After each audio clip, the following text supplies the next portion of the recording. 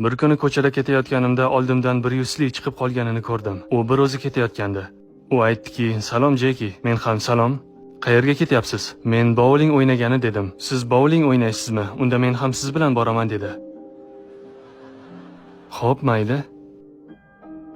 Taksi.